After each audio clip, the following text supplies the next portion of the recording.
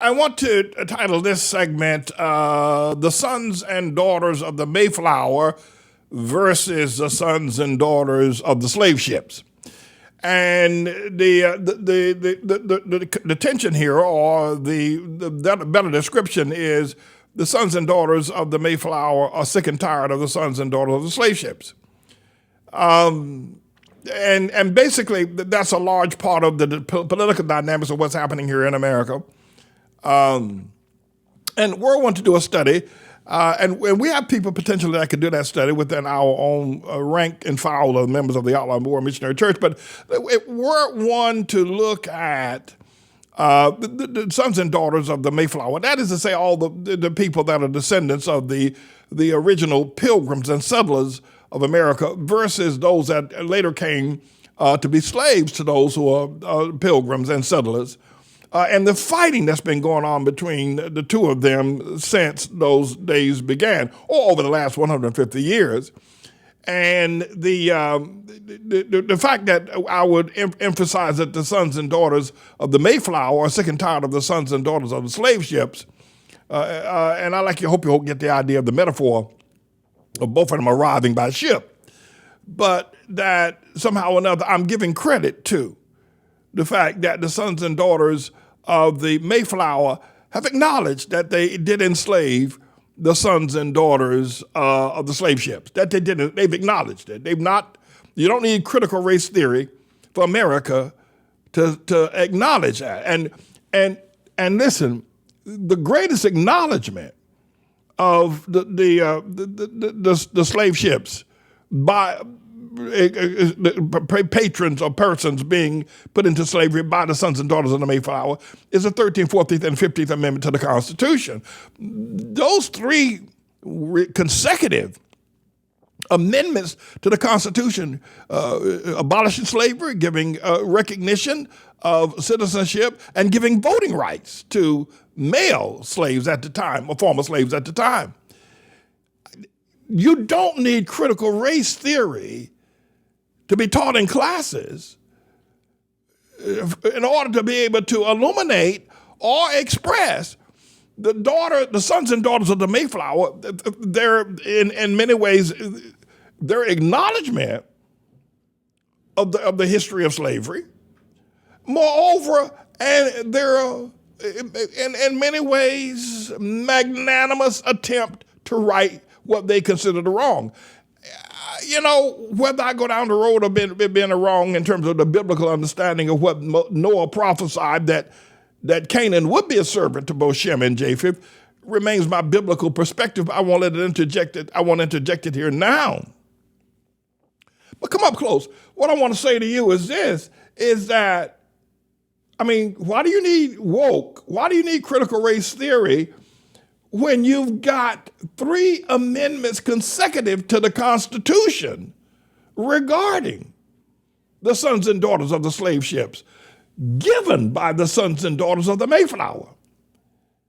But here, that's another argument, and you could probably find, well, we needed this or that or the other, and it may, here, the issue is this, is that, well, now that the 13th, 14th, and 15th Amendment to the Constitution has been duly enshrined in the psyche of America and in every aspect of our social development, yet there's still the groaning and moaning by the sons and daughters of the slave ships for more justice.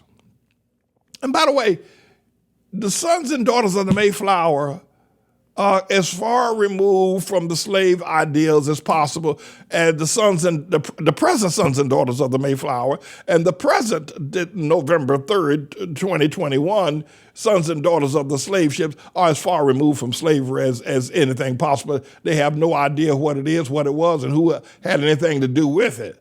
So the very fact that they're fighting a shadow boxing fight is patently ridiculous. But what I want to say is that having said that, the sons and daughters of the Mayflower, they're just tired of it. They're tired of the Black Lives Matter. They're tired of the woke theory. They're tired of the critical race. And that's why Terry McCullough lost last night. And that's why you're going to see America turn red. You're going to see independent voters who would normally lean in the Democratic. But you're going to, and they have leaned into, some understanding about what could be after 150 years of the Emancipation Proclamation, lean into perhaps trying to be sympathetic, if you will, to the sons and daughters of the slave ships. But I think they've had enough. It's just sickening. It's like giving someone an inch that they deserved, and the inch was given in love or in a justified spirit. Now they want a mile. But my friend, not just the 13th, 14th, and 15th Amendment of the Constitution that the sons and daughters of the Mayflower have duly enshrined and recognized. Okay, all right, we get it. Here, Emancipation Proclamation, all slaves now citizens, and men now given the right to vote. Even before the white woman, the Japheth woman, didn't get the right to vote to 1920. And what was it? I think the 22nd Amendment to the Constitution. And listen, and beyond that, in the 1960s, with more groaning and moaning, they got the Civil Rights Act of 1964 and the Voting Rights Act of 1965. I mean, come on. And now you want woke? You want critical race theory? I think independent Japheth people are just sick and tired of the Sharptons of the world. They're sick and tired. And I promise not to inflict myself upon you any further after I do this one. So we got the 13th, the 14th Amendment to the Constitution enshrining a sense of justice as the sons of the Mayflower saw it against the sons of the slave ships. Then you get then you get the Civil Rights Act of 1964, the Voting Rights Act of 1965. Right? And lo and behold, in 2008, they give you with the independent and the sons of the Mayflower getting together with the sons of the slave ships and the unity, and they put together what is known as the first black president of the United States of America. Now, I'm going to quickly say, and I will always say, the boy wasn't black. The man was not black. He had a white mama. Obama had a white mama, for crying out loud. And according to the statutes and structure of the demand by Howard University professors and law, if you will, professionals, what reparations to be paid to the sons of the slave ships, according to those requirements to meet reparations receipts, Obama does not meet reparations. First of all, his father, you have to be a descendant of a slave. One of your parents had to be a slave in order for you to qualify for reparations. Obama's mama was white. We know she wasn't one. And his father, allegedly, was an African. He wasn't one. So Obama wasn't a black man. That's the first thing. But having said that, I always have to get that in. I got to get that in.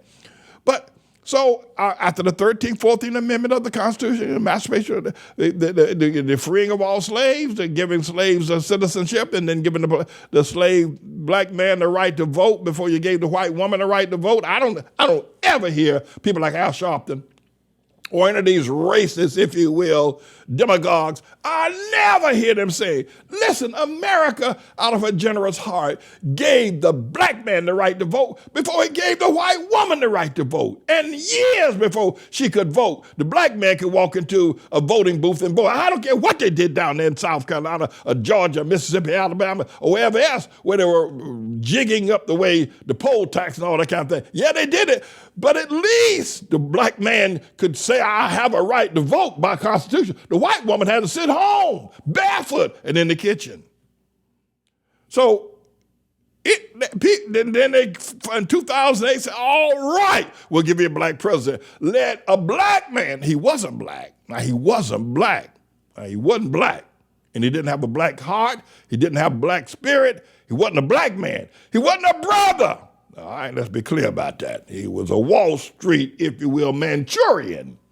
But having said that, With all of that happening, right? They're still growing in their money. Now they want critical race theory. Now they want woke. And God only knows what else they want. I'm still trying to figure, can somebody explain this to me? Can somebody explain this to me? How is it that MSNBC can allow the likes of an Al Sharpton, who is enshrined in the notes of the FBI and their criminal investigation of drugs being dumped into Harlem by the tractor trailer load, drugs, crack, and heroin dumped on the streets of Harlem by the Italian families out in the Bonanno family out in Staten Island, where Al Sharpton was a point man for dumping drugs into Harlem.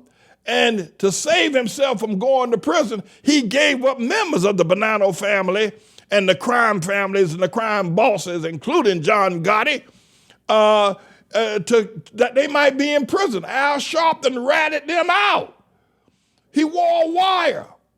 And he was only able to wear a wire and get close and to get the information because he himself had been involved in the dumping and selling of drugs in Harlem. It's FBI court documented. How the hell can anybody like that, who's unrepentant, by the way, he's never repented for being a drug dealer. He's never repented. A lot of us have done things in our youth, that we will repent for. Al has never repented. How can he be if you will, so-called father of the black America preaching at funerals of black youth when he himself it was a participant in some of the greatest crimes of drug sales in American history, in New York, Harlem history, and is also a news reporter on MSNBC. Tell me, they've given him that because they know he's a filthy rat or a reverend rat,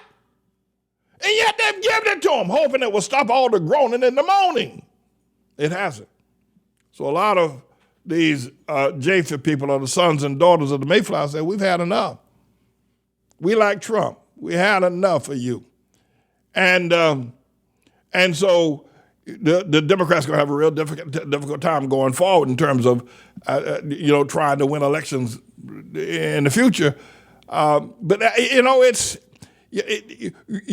what you just heard me give you three major instances. The three amendments to the Constitution, the two of the most powerful legislations in the history of the legislative body, the Civil Rights Act of 1964, the Voting Rights Act from 1965, and then the election of Obama, right? And still, you can't satisfy these black folk. You can't satisfy. And what's worse, they have degenerated the status, the economics, the health, the well-being, the moral standing of the Hamite people or the sons of the slave ships is worse now than it ever was. It's at least the slave owners, the daughters of the sons and daughters of the Mayflower, taught the slaves, the sons and daughters of the slave ship, to love and worship Jesus. Check this out.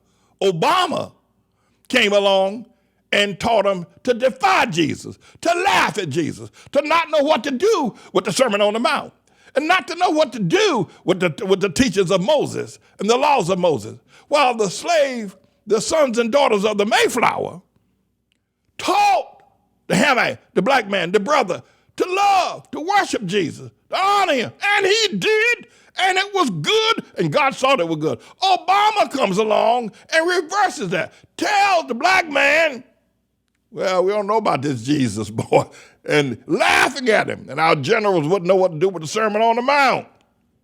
And all this business about the Old Testament of killing your son. Ain't that nothing? So the sons and daughters of the Mayflower said, we've had enough of this. That's it. We ain't going no further. We're trying to help these people. They're ungrateful as anything they has ever been ungrateful. And so we're getting back on the Mayflower. And we need to put them on the plantation again. Me, I'm James David Manning. I'm the Lord's servant. A place where you can hear the truth. Come here every day. You'll get it.